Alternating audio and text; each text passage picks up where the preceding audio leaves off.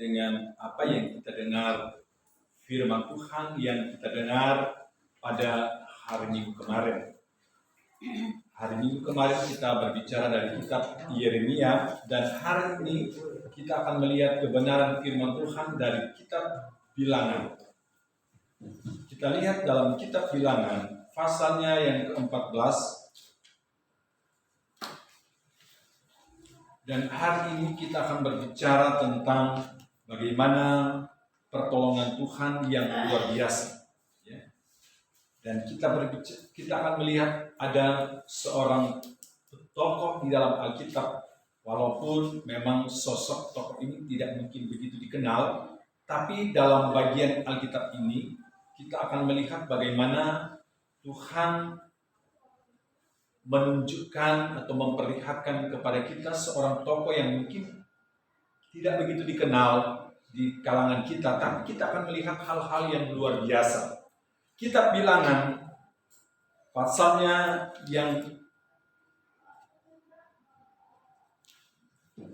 kita akan melihat beberapa ayat. Dan yang pertama kita melihat dulu dalam pasal 13 ayatnya yang ke-6 ya.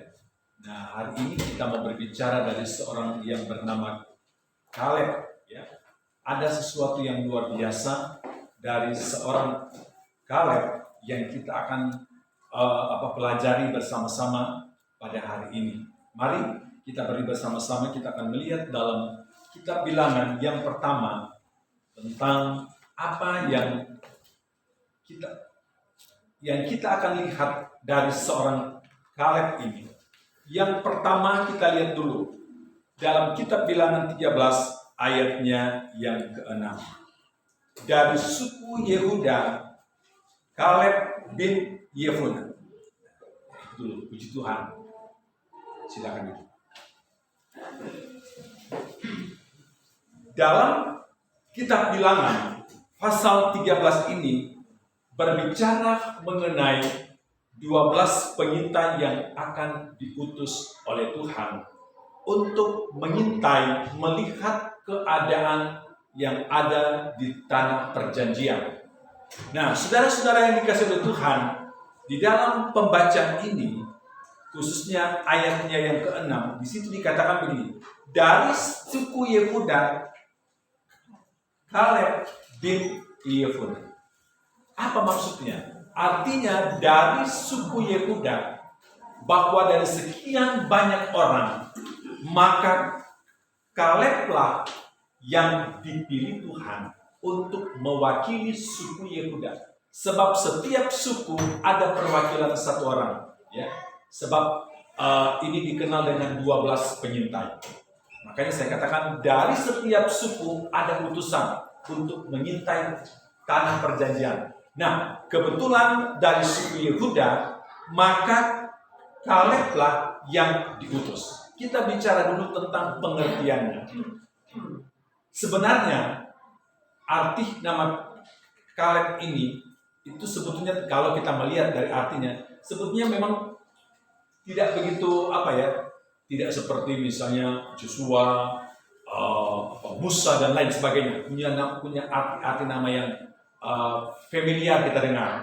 Tapi kalau Kaleb, saudara, sebetulnya makanya kalau didengar sebetulnya kurang bagus sebenarnya, ya. Karena saya percaya semua para peneliti Alkitab tahu bahwa arti nama Kaleb artinya anjing. Ya, memang begitu sudah artinya. Tapi kita tidak mau berbicara dulu, tapi ya itulah. Seringkali mungkin kita melihat dari apa arti nama kok seperti itu, tapi sebenarnya juga, makanya nanti kita akan lihat tentu ayat-ayat akan menjawab semua.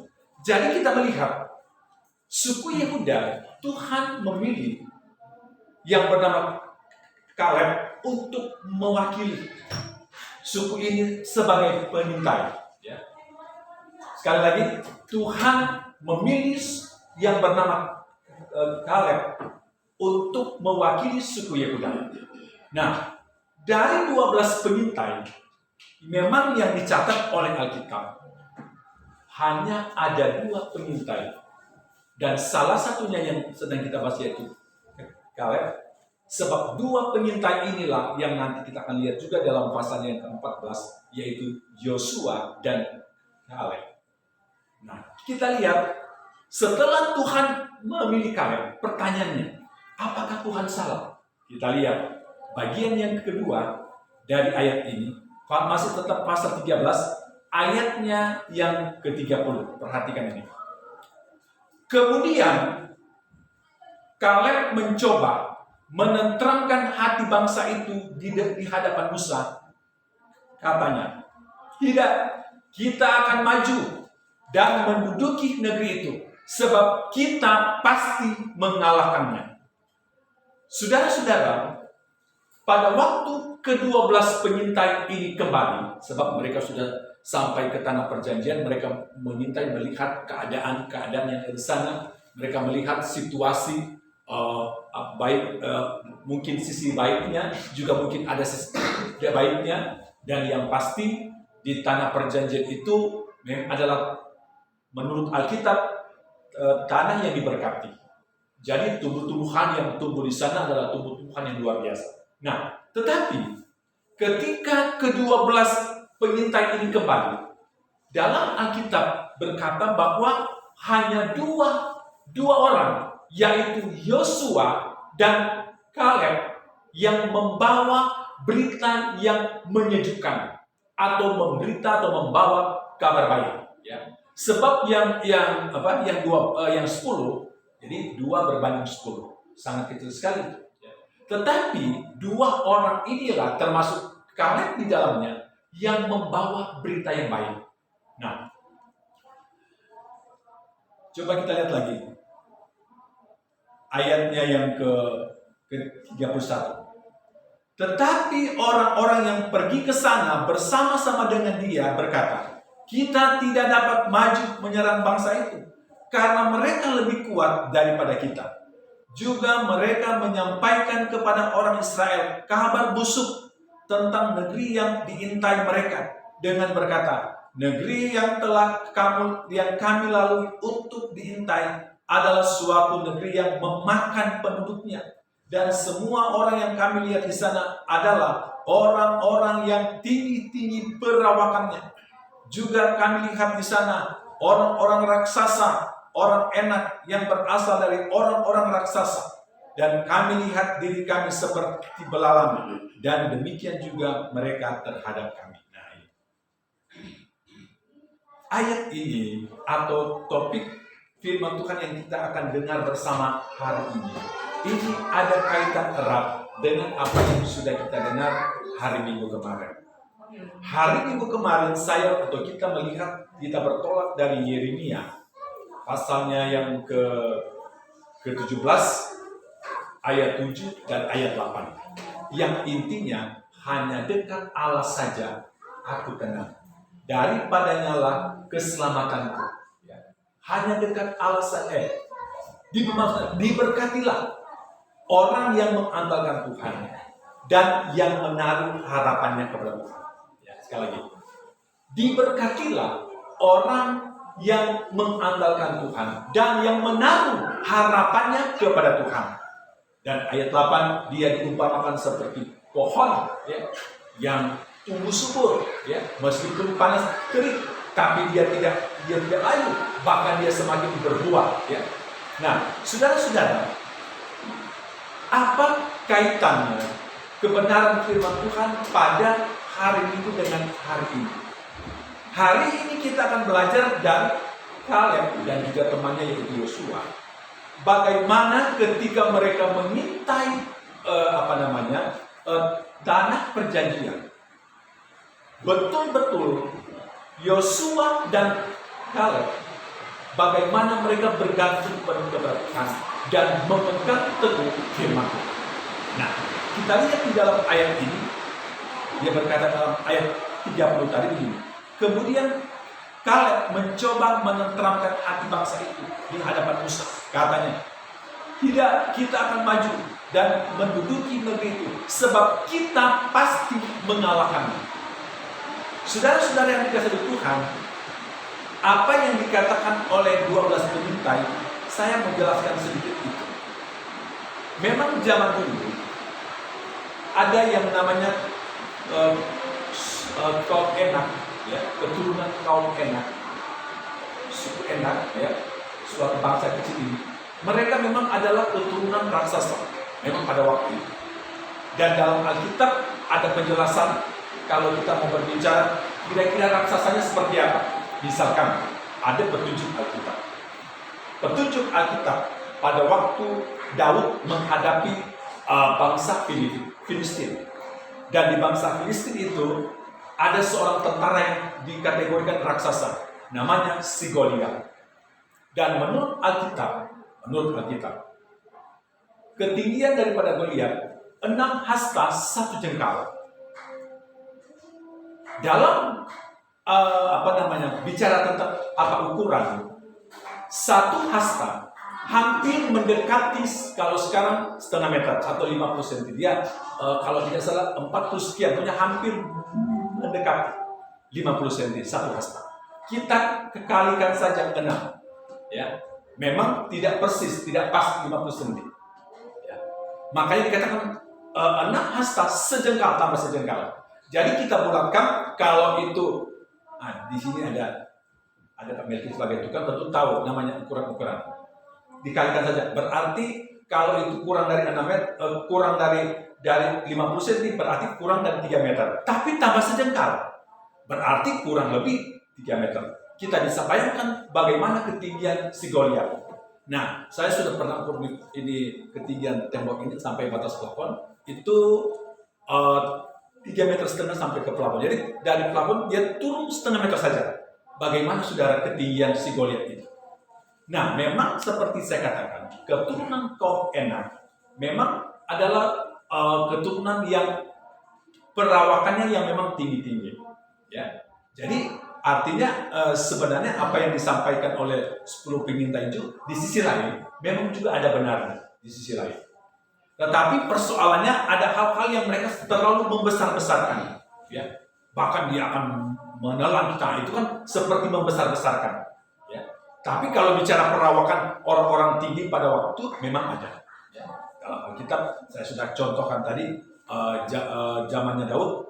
Bayangkan dari zamannya Musa ke Daud ada sudah kurun waktu yang cukup panjang, apalagi zamannya Musa, ya. Memang masih khususnya di orang-orang Enak, ya, keturunan kaum Enak ini memang mereka memiliki perawakan yang tinggi seperti itu. Nah, balik lagi saudara tentang Yosua dan Kaleb, sebab kita belajar dari seorang Kaleb hari ini.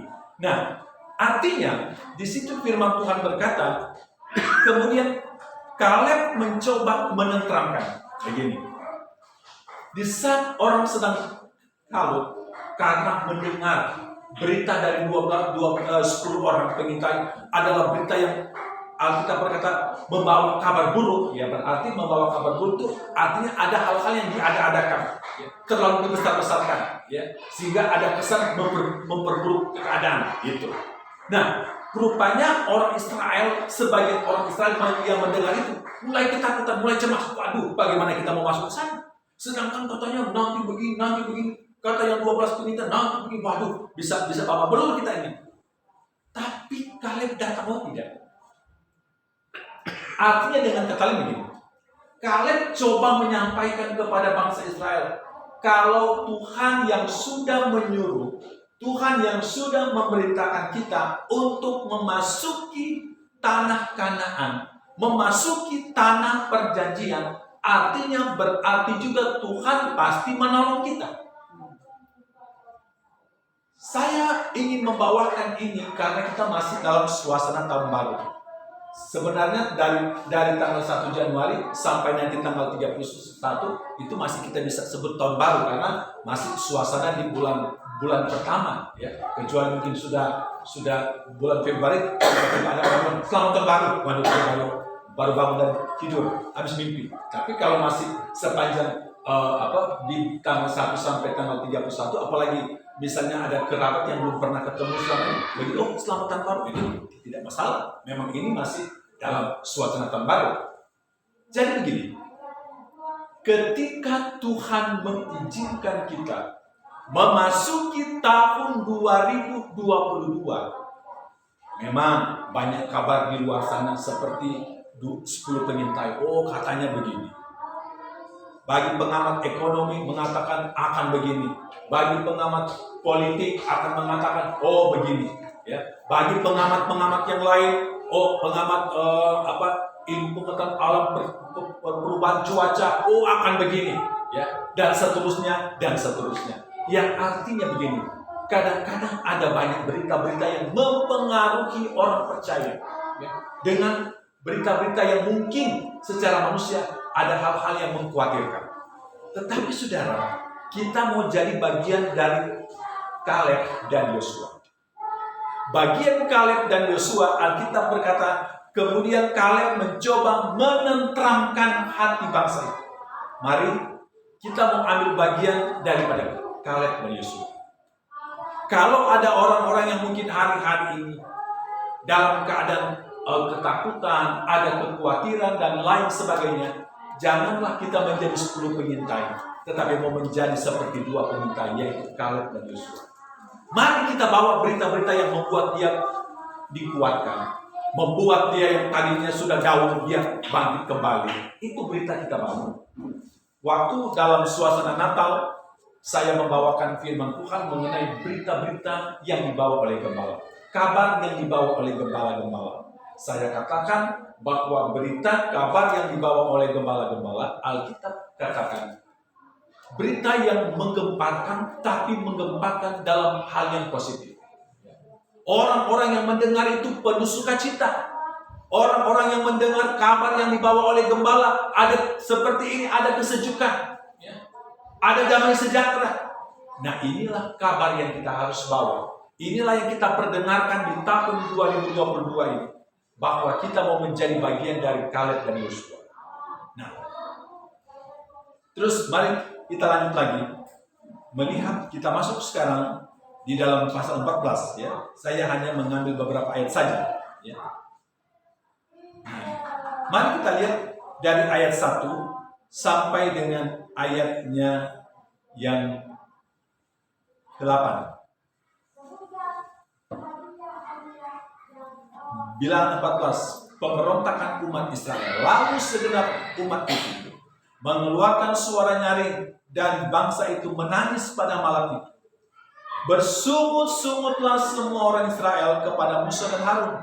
Dan segenap umat itu berkata kepada mereka, sekiranya kami mati di tanah Mesir atau di padang gurun ini, mengapakah Tuhan membawa kami ke negeri ini supaya kami tewas oleh pedang dan istri serta anak-anak kami menjadi tawanan? Bukankah lebih baik kami pulang ke Mesir? Dan mereka berkata seorang kepada yang lain, baiklah kita mengangkat seorang pemimpin lalu pulang ke Mesir. Lalu sujudlah Musa dan Harun di depan mata seluruh jemaat Israel yang berkumpul di situ.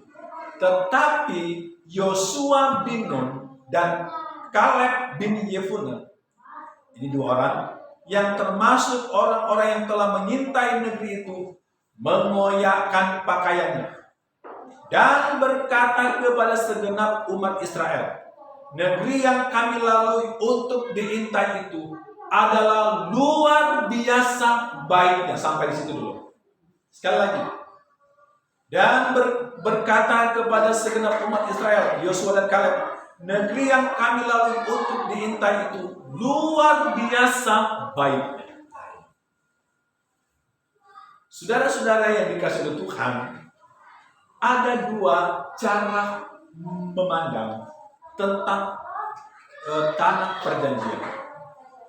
Cara pandang 10 pengintai dan cara pandang 2 pengintai, yaitu Yosua dan Kaleb. 10 pengintai memandang, melihat, menganalisa bahwa tanah perjanjian itu dari sisi pandangan manusiawi. Wah, banyak pertimbangan manusiawi yang mereka lakukan di sana. Wah, nanti kalau begini, wah susah kita nanti. Nanti kalau begini, semua mereka pertimbangkan dengan pikiran-pikiran manusia mereka yang sudah pasti terbatas. Tetapi Yosua dan Kaleb berbeda. Mereka memandang tanah perjanjian ini, memandang dengan pandangan iman. Sekali lagi, memandang tanah perjanjian dengan pandangan iman. Saya ingin mengajak kepada jemaat Tuhan di tempat ini, jemaat Efrata. Mari kita memandang tahun 2022, kita pandang dengan iman. Hari Minggu kemarin, bagi yang beribadah hari Minggu kemarin, pasti dengar apa yang saya katakan, bahwa kita semua melewati 2 tahun 2020 dan tahun 2021 adalah tahun yang boleh dikategorikan tahun yang cukup berat pergumulan kita lewati. Belum lagi kita was-was dengan wabah virus penyakit, ya, pandemi COVID-19, dan dampak dari itu kita tahu juga bersama bahwa ekonomi juga mengalami tidak stabil, ya, karena di situ terjadi pengurangan pekerja, bahkan mungkin ada juga tempat-tempat lain yang harus tutup, artinya terjadi PHK dan lain sebagainya. Dan itu mendatangkan dampak yang luar biasa sehingga warga masyarakat mengalami sedikit kesulitan. Ya. Tapi yang saya katakan hari Minggu, ternyata di sisi lain ada orang melihat tahun 2020 dan 2021 melihat dengan tahun itu adalah tahun kesulitan. Menganggap tahun itu tahun yang cukup berat, tahun yang artinya waduh, bagaimana nanti untuk mendapatkan sesuatu yang dibutuhkan. Tapi saya juga katakan, justru di tahun yang menurut kebanyakan orang itu tahun yang berat.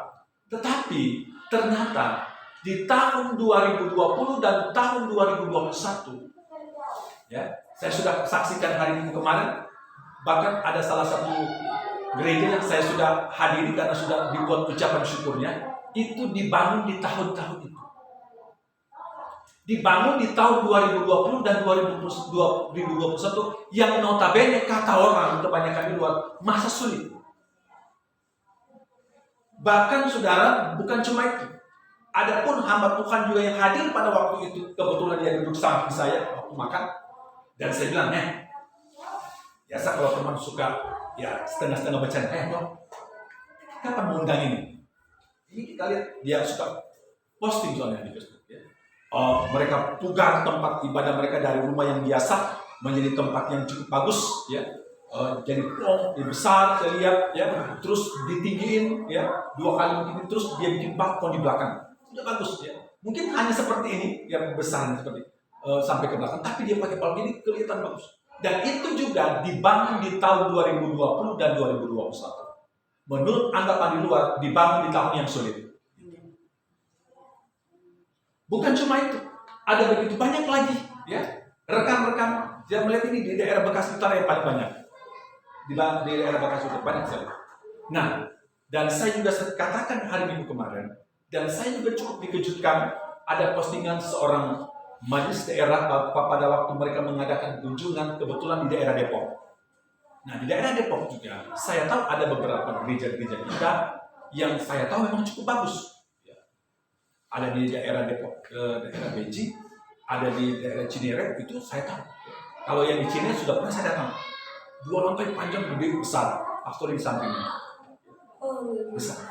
Tapi ada ternyata, ya, tempat ibadah yang dulu teman saya dia diberkati di situ waktu nikah, dan saya kebetulan juga ikut bantu, ya, karena tahu sendiri kalau hamba Tuhan perintisan nikah kan, apalagi yang nikah ini dia atau orang Dayak, ya kita bisa nggak bayangkan orang Dayak yang cuma merantau, dia nggak punya keluarga, akhirnya kita teman-teman lah, ya, bersama-sama, ya, mensukseskan acara pernikahannya, ya, istilahnya apalah yang kita bisa, ya. Saya dengan teman saya yang satu itu bagian masak juga kebetulan, karena biar dananya tidak ini lah, ya, kami bantu.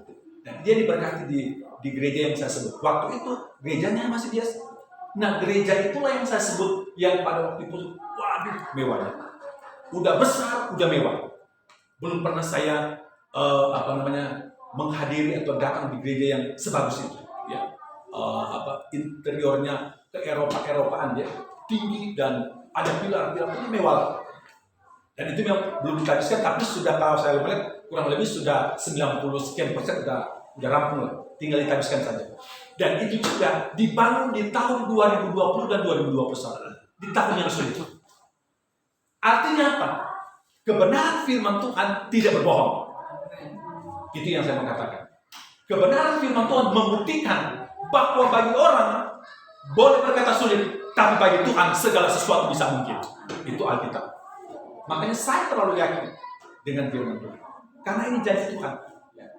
Bahkan saya sudah sebut juga, ya, hari Minggu juga kemarin saya bilang, ya, kita juga jemaat Tuhan di sini, ya, pernah diundang di tahun lalu, ya memang walaupun itu masih bulan lalu, tapi karena tahunnya udah ganti, di tahun lalu, di tanggal 25, kita juga menyaksikan.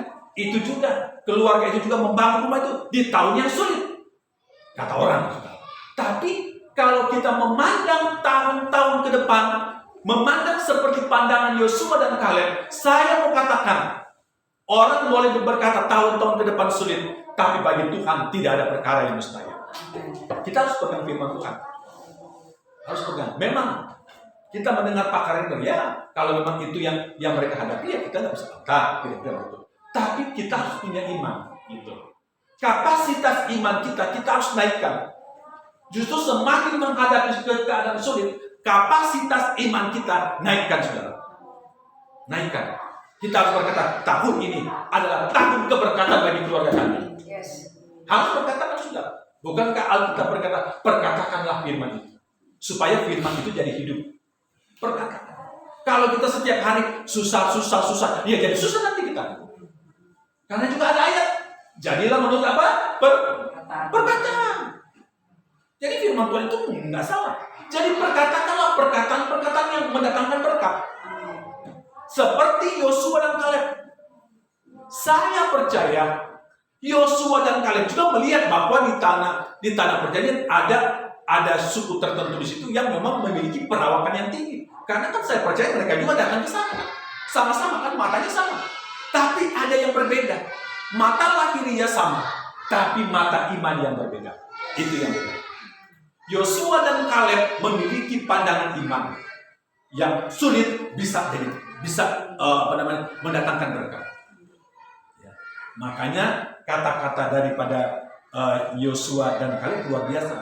Dan berkata kepada segenap ini, dua orang ini, dan berkata kepada segenap umat Israel, negeri yang kami lalu untuk diintai itu adalah apa? Luar biasa baik. Luar biasa baik. Bukan luar biasa sulitnya. Bukan luar biasa gersam. Luar biasa baik. Tahun 2022 kita perkatakan, tahun 2022 adalah luar biasa berkat Tuhan. Kita katakan bersama-sama ya. Kita katakan tahun 2022 luar biasa berkat Tuhan. Kita katakan 2, 3. Tahun 2022 luar biasa berkat Tuhan. Sekali lagi. Tahun 2022 luar biasa berkat Tuhan tentu untuk kita semua. Perkatakan itu, saudara. Jangan pulang-pulang mimpi kali ya Pak Gembala yang ngomong begitu. Jangan, saudara. Ini firman Tuhan. Memang hari-hari ini justru Tuhan akan melihat orang yang beriman. Makanya saya bilang, naikkanlah kapasitas iman kita. Pada waktu kita datang, iman kita, kalau saya contohkan hanya sebesar begini, hari ini, saat ini kita perbesar kapasitas iman. Minggu depan kita dengar firman, perbesar lagi kapasitas iman. Kalau kapasitas iman kita diperbesar, nggak ada ketakutan lagi. Yang kita membuat kita ragu, takut, karena kapasitas imannya terlalu kecil soalnya. Terlalu kecil. Jadi begitu dengan sesuatu langsung perbesar kapasitas iman. Dengan berita di TV, lagi mau begini. Apalagi kemarin rupanya ada sedikit goncang sedikit. Saya juga cukup kaget karena saya baru lihat orang di ini. Rupanya katanya ada gempa. Tanya sama juga mereka rupanya malah juga nggak rasa masalah. Saya juga nggak, sampai saya tanya semua di rumah. Akhirnya nggak ada sih. Kami di sini nggak ada satupun yang sedikit katanya untuk merasakan itu tidak. Tapi begitu saya buka ini, hampir semua goyang dan sebagainya. Nah, saudara, tahun 2022, apapun keadaannya, Alkitab berkata, Tuhan itu luar biasa. Apapun keadaannya, saudara, apapun keadaannya, Tuhan itu luar biasa. Apapun itu keadaannya. Jangan pernah kita menjadi berkecil hati karena itu tadi yang saya katakan. Karena dengan ini, dengan itu. Ya. Terus ayat 8. Ayat 8 kita baca bersama-sama dengan suara nyaring ya. Melebihi penonton sepak bola, kita baca ayat ini. Bilangan 14 ayat 8 ya. Jangan sampai yang duduk di depan, yang di belakang yang lebih kedengaran. Jadi supaya kita baca dengan suara yang nyaring. Ayat 8, 2, 3. Jika Tuhan berkenan kepada kita, maka Ia akan membawa kita masuk ke negeri itu dan akan memberikannya kepada kita, suatu negeri yang berlimpah-limpah susu dan madunya. Dia berkata, jika Tuhan berkenan kepada kita.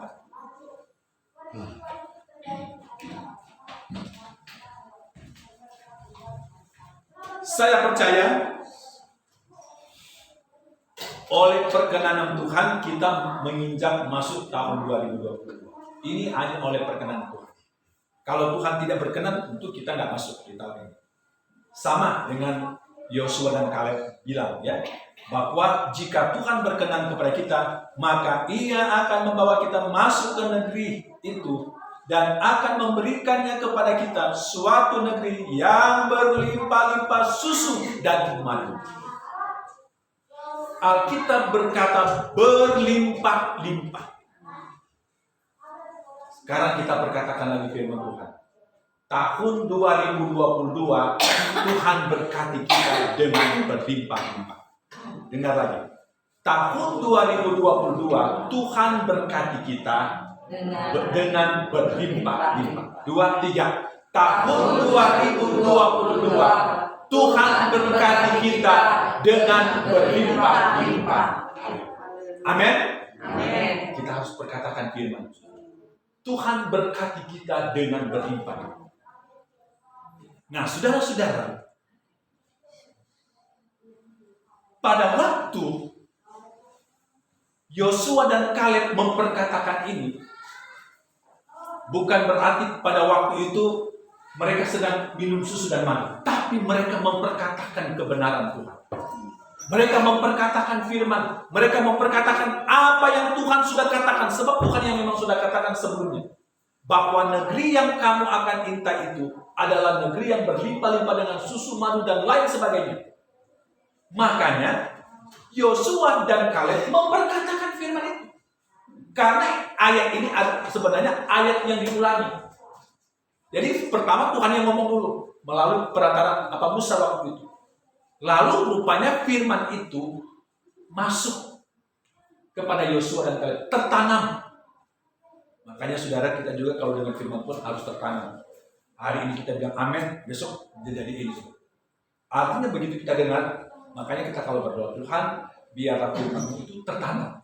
Ya, tertanam itu saudara, artinya itu sudah mendapatkan tempat, nggak bisa kemana-mana lagi. Namanya udah tertanam. Ya.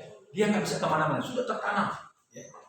Benih firman itu kita berkata, Tuhan biarlah itu tertanam. Seperti Yosua dan Kaleb. Saya katakan sekali lagi, bahwa sebenarnya perkataan Yosua dan Kaleb ini adalah kata yang mereka artinya memperkatakan kembali apa yang memang Tuhan sudah katakan di kitab Keluaran. Banyak sekali kata-kata itu sudah. Negeri yang berlimpah-limpah, Tuhan terus ulangi itu, Tuhan terus perkatakan.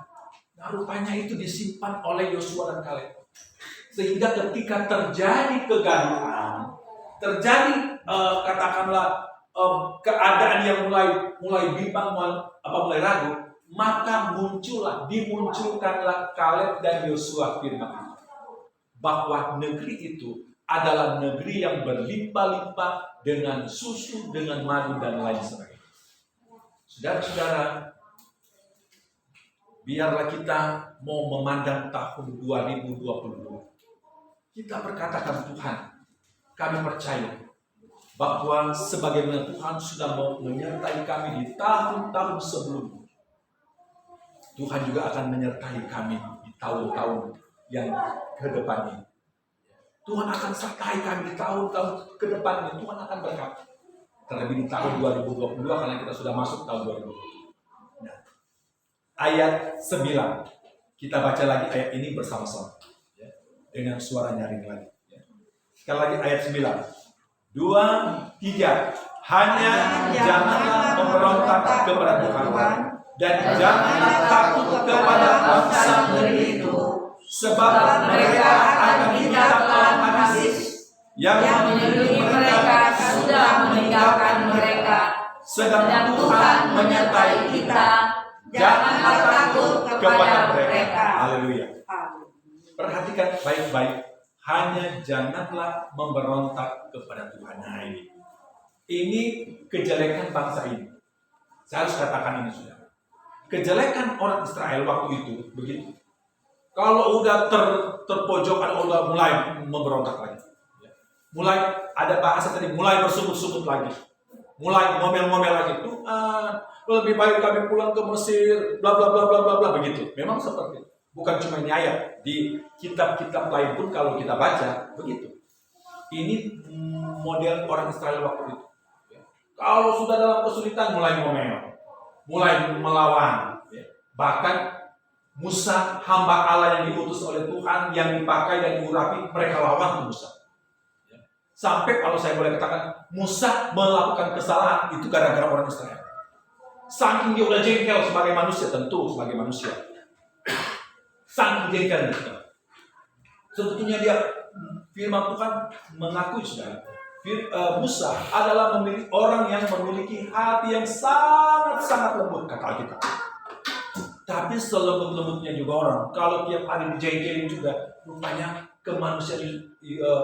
kemanusiaannya Musa juga itu baru. Ya. Bayangkan Tuhan cuma suruh waktu itu mengenai itu batu, gara-gara orang Israel ngomong terus, saudara. Aturan cuma ngomong, itu gara-gara ini. Akhirnya Musa dia pukul itu batu. Waduh. Artinya dia sebagai manusia, itulah yang kita mau katakan, dia juga manusia. Dia memiliki juga emosi yang kalau terus di ini ya marah juga akhirnya. Dan juga dia sadar itu sudah. Nah itu adalah apa? Akibat orang Israel. Ya. Dan firman Allah berkata, hanya janganlah memberontak kepada Tuhan dan janganlah takut kepada bangsa negeri itu, sebab mereka akan kita telah habis. Nah, saudara-saudara, di bagian pertama tadi, mari kalau kita dalam keadaan menghadapi kesulitan seperti yang selalu saya sampaikan di khotbah baik di hari Rabu maupun hari Minggu tahun yang lalu, hari Jumat tahun yang lalu, saya katakan begini. Ada ayat berkata di Injil Matius pasalnya yang ke-11 ayat 28 dan seterusnya berkata begini, marilah kepadaku hai kamu yang letih lesu dan berbeban berat. Saya katakan begini, banyak orang di luar sana punya beban tapi nggak mau datang. Punya masalah nggak mau datang sama Tuhan. Saya katakan dalam Alkitab dan saya baca dan kita juga udah baca. Alkitab jelas, marilah kepadaku guru besar. Artinya datanglah kepada Tuhan yang punya masalah, yang punya problem, yang punya pergumulan harus datang. Dengan kata lain, masalahmu tidak pernah akan beres selama engkau tidak datang sama Tuhan. Itu sudah mudah sekali untuk mengerti bahasa. Masalahmu akan bagaimana mau selesai engkau tidak. Sebab di situ dikatakan, marilah kepadaku. Nah, balik lagi ke ayat ini. Firman Allah berkata, hanya janganlah memberontak kepada Tuhan dan janganlah takut kepada bangsa negeri. Nah, saya juga sampaikan di firman Tuhan beberapa waktu yang lalu. Seperti Daud katakan begini, hanya dekat Allah saja aku takut. Artinya begini, ini ayat sangat sederhana, tapi kalau kita mencerna lebih jauh begini. Kuncinya begini, kalau engkau mau tenang, dekat dengan Tuhan. Kalau engkau nggak mau bimbang, nggak mau khawatir, dekat dengan Tuhan. Cuma itu. Karena dibilang situ, hanya dekat Allah saja, kata Daud, aku tenang. Hanya dialah gunung batuku. Kata gunung batu artinya tempat dia berlindung supaya dia tenang. Karena Daud menjadikan Tuhan diumpamakan seperti batu besar. Kalau ada api dia berlindung di batu besar itu. Itu Tuhan. Jadi ayat di dalam Mazmur 60 itu berkata, hanya dekat Allah saja aku tenang. Nah, balik lagi ke ayat dulu. Hanya janganlah memberontak kepada Tuhan dan janganlah takut kepada bangsa negeri itu, sebab mereka akan kita telan habis. Yang melindungi mereka sudah meninggalkan mereka, sedang Tuhan menyertai kita, janganlah takut kepada mereka. Nah, ini begini. Ayat ini begini. Yang melindungi mereka sudah meninggalkan mereka. Ingat, di tanah perjanjian, di tanah Kanaan yang sekarang disebut dengan istilah tanah Palestina, itu diduduki oleh banyak bangsa-bangsa di situ, atau banyak suku bangsa. Itu namanya tanah Kanaan, tapi yang menduduki, yang tinggal banyak sekali suku bangsa. Kalau saya contohkan misalnya di negara kita Indonesia banyak suku-suku bangsa, ya, dan itu berbeda-beda tabiat, kebiasaan, ya. Ada suku, saya banyak teman ya, suku Dayak, ya, di Kalimantan misalkan, ya. Di Sumatera yang paling dikenal di sana ada namanya suku Batak, ada juga orang Minang misalkan, ya, dan lain sebagainya. Di daerah Sulawesi ada suku Toraja di bagian selatan, di bagian utara ada suku Minahasa yang juga dikenal banyak. Terus ke sana lagi ada namanya suku Ambon dan banyak sekali suku-suku. Nah, di tanah Kanaan juga begitu. Ada banyak suku bangsa yang mendiami negeri. Nah, suku bangsa ini punya kepercayaannya masing-masing. Termasuk mereka tentu percaya, ya, dengan apa yang disebut zaman dulu para dewa-dewa, para ilah-ilah, saudara. Nah, tapi firman Tuhan katakan di sini bahwa yang melindungi mereka sudah meninggalkan mereka. Artinya begini, kekuatan duniawi, kekuatan mistik yang melindungi mereka sudah tinggalkan. Tapi firman Allah berkata di dalam ayat yang tadi, sedang Tuhan menyertai kita, janganlah takut kepada mereka. Jadi cuma satu lagi. Bagaimana supaya nggak takut? Karena Tuhan sertai. Berjalan di tahun 2022. Orang percaya tidak akan takut kalau engkau merasa engkau disertai Tuhan. Amin. Itu saja. Kita tidak akan takut kalau kita merasa diri kita disertai Tuhan dan kita berjalan dengan Tuhan. Kita nggak akan ada takut di sini tentunya dihantui terus hari-hari, setiap hari takut dihantui.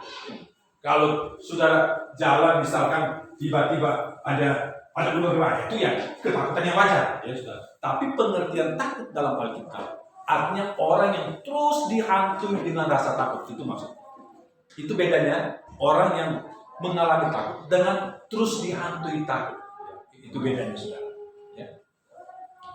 Terus kita lihat ayatnya yang ke-10. Kita lagi baca bersama-sama ayat 10 ini ya. 2 ayat 10 pasal 14 kita bilangan 2, 3. Lalu segenap umat itu mengancam hendak melompati kedua orang itu dengan batu. Tetapi tampaklah kemuliaan Tuhan di kemah pertemuan kepada semua orang Israel. Nah, bayangkan saudara, baru dengar firman, inilah Tuhan pernah ngomong begini, orang Israel ini Tuhan bilang keras tengkuk. Keras tengkuk itu adalah orang yang udah ngomong-ngomong, nggak ngumpan. Kalau bahasa kita orang di kampung, wah ini anak pekabal. Artinya udah nggak ngumpan. Keras tengkuk, diomong apapun nggak bisa. Nah, di sini kita lihat, lalu segenap umat itu mengancam hendak melontari kedua orang itu dengan batu. Saudara, saya kasih tahu begini, sebab ini penting, saudara. Kenapa banyak orang dia takut bersaksi? Karena banyak orang begini, habis gua udah ngomong, udah ini, malah saya disalahin.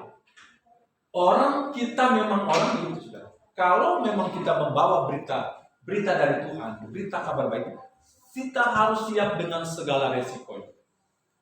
Jangan pernah berpikir kalau engkau membawa berita baik, engkau akan dipuji orang. Jangan, kalau engkau tujuan itu nggak akan lulus sampai kapan.